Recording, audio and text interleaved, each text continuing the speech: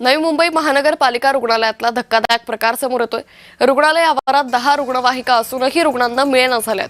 चालकच उपस्थित नसल्यानं रुग्णांचे हाल होतात। रुग्णांच्या नातेवाईकांनाच रुग्णाला उचलून रुग्णवाहिकेत ठेवावं लागतंय।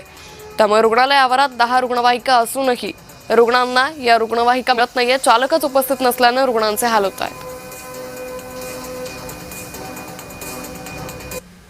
शिरूर-खेड भीमाशंकर मार्गाची चाळण झाली आहे। रस्त्यावर ठिकठिकाणी मोठमोठे खड्डे पडलेत।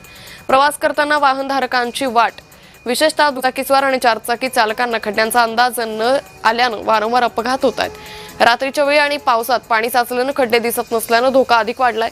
या मार्गावरून दररोज हजारो नागरिक, विद्यार्थी, शेतकरी, भाविक प्रवास करत असल्यानं त्यांच्या सुरक्षिततेचा प्रश्न ऐरणीवर आलाय।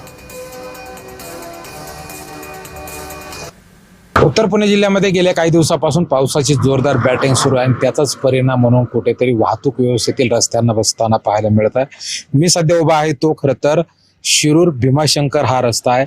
या भीमाशंकर रस्त्यावरून मोठ्या प्रमाणात भाविकांची वर्दळ, त्याचप्रमाणे राजगुरुनगर या परिसरातील असणाऱ्या एसईझेडतील कामगारांची, त्याचप्रमाणे विद्यार्थी, शेतकरी आपल्या मालासह या ठिकाणी प्रवास करत असताना खड्ड्यांचीही अक्षरशः रस्त्यांच्या खड्ड्यांची चाळण झाल्याची पाहायला मिळत आहे।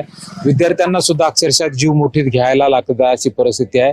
या ठिकाणी मोठ्या प्रमाणात आपण पाहतोय की जो प्रवासी आहे त्यांना आपला खरं या प्रवासात खड्डे वाचवण्यासाठी खरं तर मोठी मेहनत करावी लागत आहे। चालक आहे त्यांना कुठेतरी कसरत करावी लागत आहे आणि 12 ज्योतिर्लिंगापैकी एक असणाऱ्या भीमाशंकर या ठिकाणी महाकुंभमेळ्यासाठी याच रस्त्यातून अनेक भाविकांना प्रवास करणार लागणार आहे। त्यामुळे प्रशासनानं लवकरात लवकर या रस्त्याची दखल घेऊन या रस्त्याची दुरावस्था दूर करावी आणि खड्डे बुजवून किंवा नवीन रस्त्याची मागणी या ठिकाणी जोर धरताना पाहायला मिळते। अमोल दरेकर, जय महाराष्ट्र, शिरूर, पुणे।